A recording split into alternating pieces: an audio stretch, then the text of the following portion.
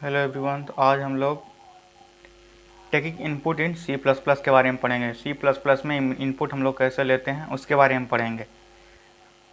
तो this can be done using C in. C plus plus में जो है सी इन का यूज़ करके हम लोग इसमें जो है सी इन का यूज़ करके हम लोग इनपुट लेते हैं। सी प्लस प्लस में हम लोग जो है सी इन वर्ड का यूज़ करके इनपुट लेते हैं और सी आउट का यूज़ करके हम लोग सी प्लस प्लस में आउटपुट पे जो हमको शो करवाना होता है उसको दिखाते हैं। जो भी हम लोग को आउटपुट में दिखाना होता है उसको सी आउट दे करके लेस देन का डबल सिंबल लगा करके उसको डबल इन्वर्टेड कॉमा के अंदर जो कुछ भी लिखते हैं वो हमारा आउटपुट में शो करता है।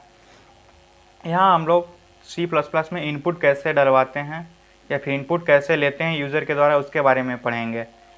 Cin is a predefined object that reads a data from the user with the exact extraction operator like scanf is used in case of C language। तो क्या है कि Cin जो है एक प्रीडिफाइंड ऑब्जेक्ट है जो कि reads data from the user, जो कि यूज़र के द्वारा डाटा को रीड करता है, यूज़र के द्वारा डाटा को इनपुट करवाता है विद द एक्सट्रैक्शन ऑपरेटर। ये जो डबल ग्रेटर देन का सिंबल है उसको एक्सट्रैक्शन ऑपरेटर कहते हैं। क्या कहते हैं? Extraction operator. नाम याद रखना जरूरी नहीं है। C in is a predefined object that reads data from the user with the extraction operator. तो सी इन जो है वो क्या है कि प्री डिफाइंड ऑब्जेक्ट है जो कि यूज़र के द्वारा डाटा को रीड करता है, यूज़र के द्वारा डाटा को इनपुट करवाता है। ठीक है, इसका एग्जाम्पल देख लेते हैं एक। यहाँ देखिए, hatch include IO stream using name space std int main. ये 3 लाइन तो हमारा हेडर फाइल हो गया। उसके बाद करली ब्रैकेट के अंदर जो कुछ भी लिखते हैं हमारा वो बॉडी होता है।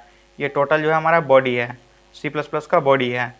यहाँ इंट एक्स वाई यहाँ पे हम लोग वेरिएबल डिक्लेयर किए हैं। उसके बाद सी आउट में हम लोग इंटर 2 नंबर्स लिखे हैं। हम यूज़र को 2 नंबर इनपुट करवाना चाहते हैं तो क्या लिखे, उसको डबल इन्वर्टेड कॉमा के अंदर इंटर 2 नंबर्स लिख दिए, फिर सेमीकोलन से बंद कर दिए। फिर सी इन में हम extraction operator double greater than का सिंबल लगाए एक्स, फिर डबल एक्सट्रैक्शन ऑपरेटर का सिंबल लगाए बाई। ये जो है एक्सट्रैक्शन ऑपरेटर जो है ये जो है यूज़ करना बहुत ही नेसेसरी है, इसके बिना हमारा कोड कंपाइल नहीं करेगा। ठीक है, सब स्ट्रक्चर है एक तरह से समझिए तो सी प्लस प्लस का।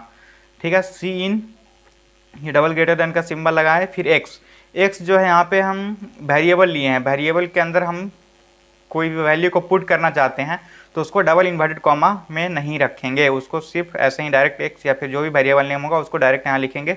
तो फिर वो हमारा वेरिएबल के अंदर जो कुछ भी रहेगा वो स्टोर होगा, वो वैल्यू जाकर के स्टोर होगा। अगर हम लोग डबल इन्वर्टेड कॉमा के अंदर एक्स को लिखते तो फिर हमारा एक्स आगे चल करके आउटपुट में प्रिंट करवा जाता। ठीक है, आउटपुट हमारा एक्स वहाँ पे शो कर जाता, लेकिन हमको उसका वैल्यू को इनपुट करवाना है इसीलिए उसको हम लोग डबल इन्वर्टेड कॉमा के अंदर नहीं लिखते हैं। हम लास्ट वीडियो में बताए थे कि डबल इन्वर्टेड कॉमा के अंदर जो कुछ भी लिखेंगे वो हमारा प्रिंट होगा, इसीलिए यहाँ पे डबल इन्वर्टेड कॉमा के अंदर नहीं दिए क्योंकि हमको इसको प्रिंट नहीं करवाना है, इसके अंदर हमको वैल्यू स्टोर करवाना है, इसलिए डायरेक्टली इसको सिर्फ एक्स लिखे हैं। फिर इसी में बाई को भी डाल दिए, चाहे तो हम इसको अलग लाइन में भी लिख सकते थे, C in by sum x plus by. Sum एक वेरिएबल हो गया, उसमें एक्स प्लस बाई कर दिए, एक्स और बाई को जोड़ दिए। फिर सी आउट यहाँ पे अच्छा डबल सेमीकोलन लगा करके प्रिंट सम, ये कमेंट हो गया, हम लोग सम को प्रिंट करवाना चाहते हैं वो कमेंट के रूप में हम दिखा दिए। फिर सी आउट सम जो एक्स प्लस बाई करके जो वैल्यू होगा वो सम में यहाँ पे स्टोर होगा, वो सम यहाँ पर आकर के उसको आउटपुट में शो करेगा। इंडेल से नेक्स्ट लाइन में रिटर्न 0 देना जरूरी नहीं होता है, दे दिए तो भी दिक्कत नहीं है। फिर इन्वर्टेड कॉमा से, इन्वर्टेड कॉमा नहीं करली ब्रैकेट से कोड हमारा क्लोज हो गया। इसको चलिए कोड हम लोग करके देखते हैं देव सी प्लस प्लस में।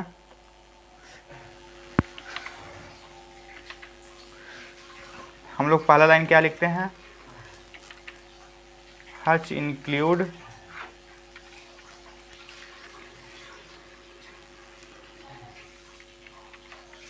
IO stream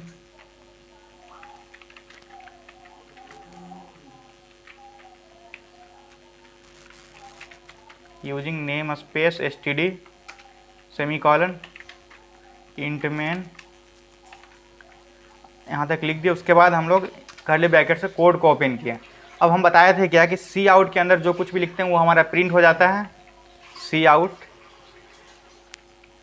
double inverted comma के अंदर हेलो लिख रहे हैं, तो सेमी कॉलन से बंद कर देंगे। अब ये F11 दाबेंगे या फिर execute and compile and run करेंगे। इसको हम फाइल में जाकर के सेव कर देते हैं।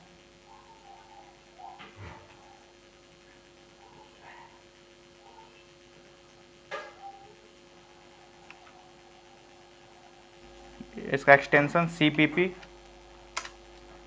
यहाँ पर हेलो हमारा आउटपुट में प्रिंट होकर के आ जाएगा। देखिए हेलो हमारे आउटपुट में प्रिंट होकर के आ गया।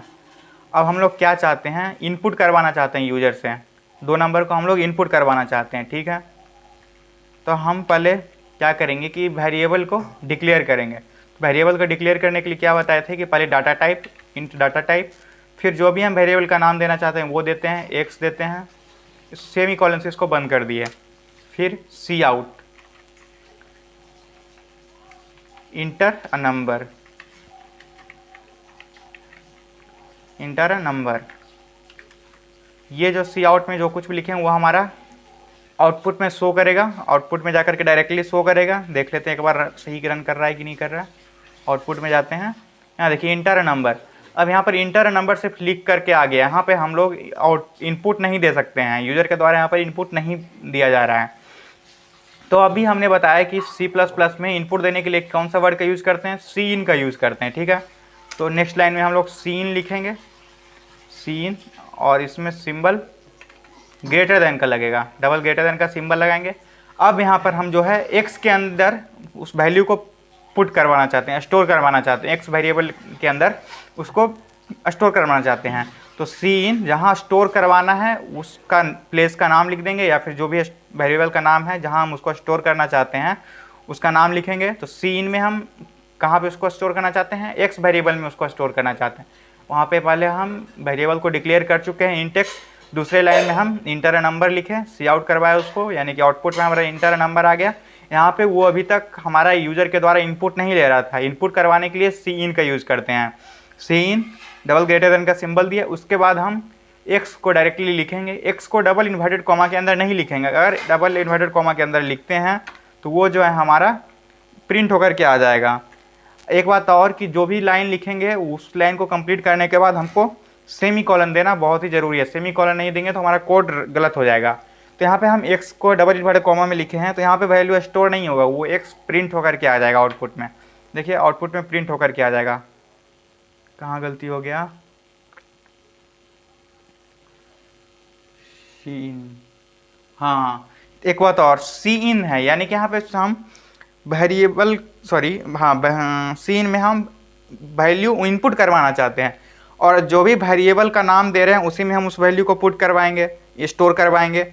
तो सी इन फंक्शन में डबल इन्वर्टेड कॉमा का यूज़ नहीं होगा, बिकॉज हम सी डबल इन्वर्टेड कॉमा का अंदर जो कुछ होता है वो प्रिंट होकर के आता है, और सी इन का यूज़ हम लोग इनपुट लेने के लिए करते हैं, प्रिंट करवाने के लिए नहीं करते हैं। इसलिए सी इन में डबल इन्वर्टेड कॉमा के अंदर ये कंपाइलर एरर हो जाएगा, इसलिए डायरेक्ट इसको एक्स लिखते हैं, फिर सेमीकोलन से बंद किए, F11 से कंपाइलर रन करवाए। अब यहाँ पर हमारे इंटर नंबर करके प्रिंट हो गया, इंटर नंबर करके हमारा आउटपुट में आ गया। अब यहाँ पे कर्सर ब्लिंक हो रहा है, यहाँ पे हम लोग जो है इनपुट दे सकते हैं, जैसे कि हम 6 इनपुट दिए तो वहाँ पर 6 स्टोर हो गया, ठीक है। इंटर नंबर में 6 हम दिए तो वहाँ पर 6 जो है हमारा स्टोर हो गया। अब हम उसको देखना चाहते हैं कि स्टोर हुआ है कि नहीं हुआ है, तो देखिए कैसे देखेंगे। नेक्स्ट लाइन में हम प्रिंट करवाते हैं सी आउट द नंबर इज, फिर एक्स को प्रिंट करवाते हैं।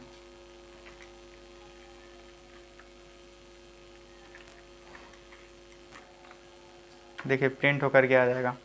पहले हमारा इंटर नंबर करके आया और इनपुट देंगे, यहाँ पर हम इनपुट दिए 5, इंटर किया, द नंबर इज़ 5, प्रिंट होकर के आ गया कि जो नंबर है वो क्या है हमारा 5 है, ठीक है।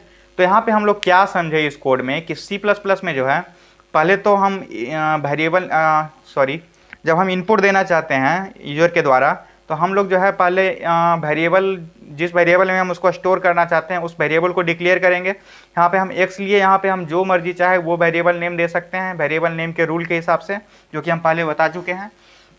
तो वेरिएबल नेम के रूलिंग के हिसाब से हम जो है वेरिएबल को डिक्लेयर करेंगे। यहाँ पे वेरिएबल को डिक्लेयर करने के बाद हम इस लाइन को नहीं भी चाहें ना भी लिखना चाहें तो भी हमारा कोड सही रहेगा। जैसे कि इस लाइन को हम हटा देते हैं।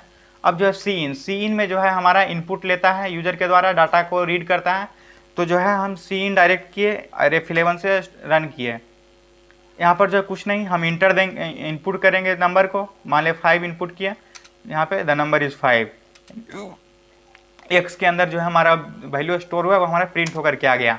इसीलिए फिर नेक्स्ट लाइन में हम उसको दिखाने के लिए सी आउट से प्रिंट करवाए हैं द नंबर इज, और एक्स के अंदर जो भी वैल्यू स्टोर हुआ है तो उसको एक्स से प्रिंट करवा दिया। यहाँ पर जो एक्स कोई डबल इन्वर्टेड में नहीं लिखे हैं, क्योंकि हम पहले भी बताएं कि डबल इन्वर्टेड में डालेंगे तो वो स्ट्रिंग हमारा बन जाएगा।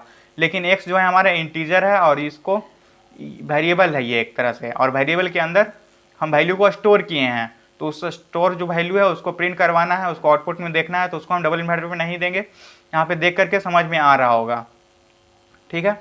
यहाँ तक कोई दिक्कत नहीं होना चाहिए। और लास्ट वीडियो में हम बताए थे कि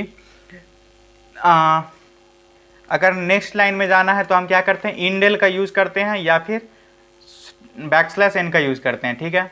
अब हम सम अर्थमेटिक ऑपरेटर है, और सॉरी ऑपरेटर के बारे में हम नेक्स्ट वीडियो में पढ़ेंगे।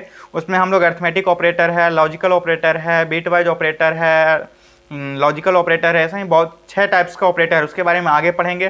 तब हम सम, सब्ट्रैक्ट, मल्टीपल ये सब के बारे में पढ़ेंगे।